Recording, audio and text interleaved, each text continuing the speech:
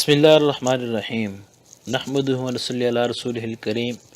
اما بعد فاعوذ باللہ من الشیطان الرجیم بسم اللہ الرحمن الرحیم قال اللہ تبارک وتعالی فی القرآن المجید والفرقان الحمید وَإِذَا سَأَلَكَ عِبَادِي عَنِّي فَإِنِّي قَرِيبٌ أُجِيبُ دَعْوَةَ الدَّاعِ إِذَا دَعَانِ وقال رسول اللہ صلی اللہ علیہ وسلم عن ابی ہریرہ رضی اللہ عنہ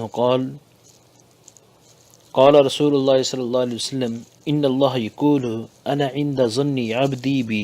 وانا معه اذا دعانی وعن سلمان الفارسی رضی اللہ عنہ عن النبی صلی اللہ علیہ وسلم قال ان اللہ حی کریم یستحیی اذا رفع الرجل الیہ یدیہ ان یردہما صفرا خائبتین او کما قال علیہ السلام وقال رسول اللہ صلی اللہ علیہ وسلم عن ابی ہریرہ رضی اللہ عنہ عن النبی صلی اللہ علیہ وسلم یقول لیس شیء اکرم علی اللہ تعالی من الدعاء وعن ابی ہریرہ رضی اللہ عنہ قال رسول اللہ صلی اللہ علیہ وسلم من سرہ ان یستجیب له عند الشدائد وقلب فلیکثر الدعاء من الرخاء او کما قال علیہ السلام۔ ان احادیث مبارکہ کا ترجمہ یہ ہے، پہلی حدیث مبارکہ، پہلی آیت کریمہ جو پڑھی ہے میں نے، اللہ تعالیٰ قرآن مجید میں فرماتے ہیں کہ جب میرا بندہ مجھ سے کوئی آپ سے سوال کرتا ہے کہ ہمارا رب کہاں ہے، کتنی ہماری دعا قبول کرتا ہے، کتنی ہماری بات کو سنتا ہے، تو اے پیغمبر صلی اللہ علیہ وسلم آپ ارشاد فرما دیجئے کہ میں ان کے بہت ہی قریب ہوں، میں ان کی دعا قبول کرتا ہوں جب وہ مجھ سے دعا مانگتے ہیں۔ ایک حدیث پاک جو پڑھی ہے حضرت ابو ہریرہ رضی اللہ عنہ کی، حضرت ابو ہریرہ رضی اللہ عنہ ارشاد فرماتے ہیں کہ رسول پاک صلی اللہ علیہ وسلم نے ارشاد فرمایا کہ اللہ تعالیٰ کا فرمان ہے کہ میں اپنے بندے کے ساتھ ویسا ہی معاملہ کرتا ہوں جیسا کہ وہ میرے ساتھ گمان رکھتا ہے، اور جس وقت مجھ سے دعا کرتا ہے تو میں اس کے ساتھ ہوتا ہوں۔ ایک دوسری حدیث پڑھی ہے آپ کے سامنے کہ حضرت سلمان فارسی کی، حضرت سلمان فارسی رضی اللہ عنہ روایت کرتے ہیں نبی کریم صلی اللہ علیہ وسلم نے ارشاد فرمایا کہ اللہ تعالیٰ کی ذات اقدس میں بہت زیادہ حیا کی صفت ہے، وہ بغیر مانگے بہت زیادہ عطا کرنے والے ہیں۔ جب آدمی اللہ تعالیٰ کے سامنے مانگنے کے لیے ہاتھ اٹھاتا ہے تو اللہ تعالیٰ ان کے ہاتھوں کو خالی اور ناکام واپس کرنے سے اللہ رب العزت کو حیا آتی ہے، یعنی اللہ رب العزت فوراً ہی عطا فرما دیتے ہیں یا بدیر عطا فرما دیتے ہیں، لیکن خالی ہاتھ لوٹانا اللہ کی شان کے مناسب نہیں۔ اسی طرح حضرت ابو ہریرہ رضی اللہ عنہ سے روایت ہے،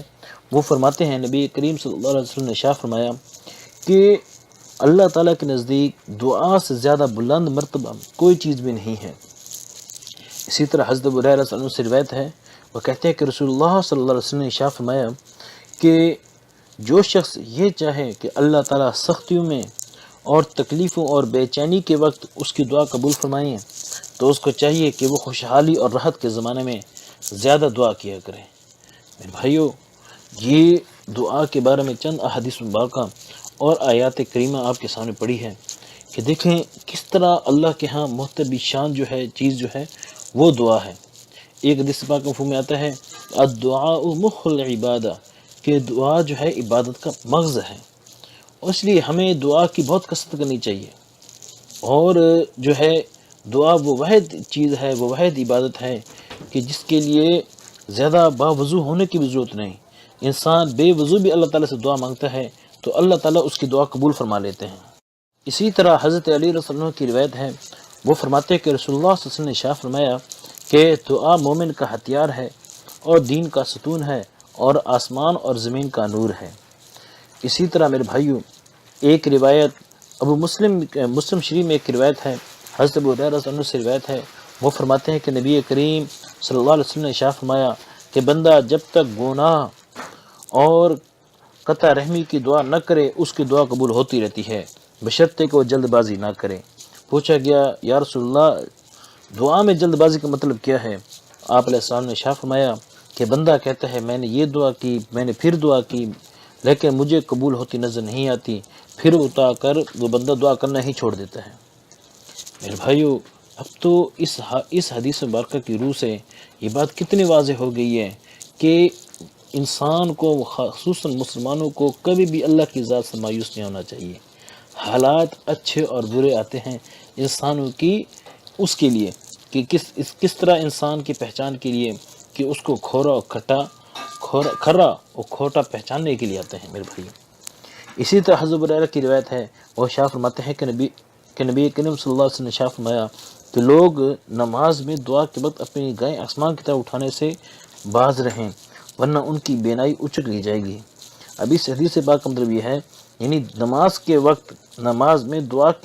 کے وقت آسمان کی طرف ہاتھ اٹھانے سے خاص ورنہ فرمایا کہ بھائی دعا کے وقت آسمان کی طرف نگاہ اٹھی جاتی ہے تو اس طرح پر نہیں کرنا چاہیے۔ اسی طرح میرے بھائیوں دعا جو ہے مومن کا ہتھیار ہے۔ جب مومن مسلمان کو کوئی ضرورت پڑتی ہے تو وہ دعا کے ذریعے اللہ تعالیٰ سے مانگتے ہیں میرے بھائیوں۔ دعا ہی وہ عبادت ہے کہ جو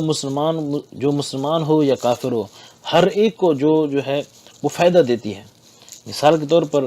اگر مسلمان کافر کے دعا کرتے کہ یا اللہ اس کو ہدایت نصیب فرما تو اللہ تعالیٰ اس کے لیے دعا قبول فرماتے ہیں اور اس کو ہدایت نصیب فرما دیتے ہیں۔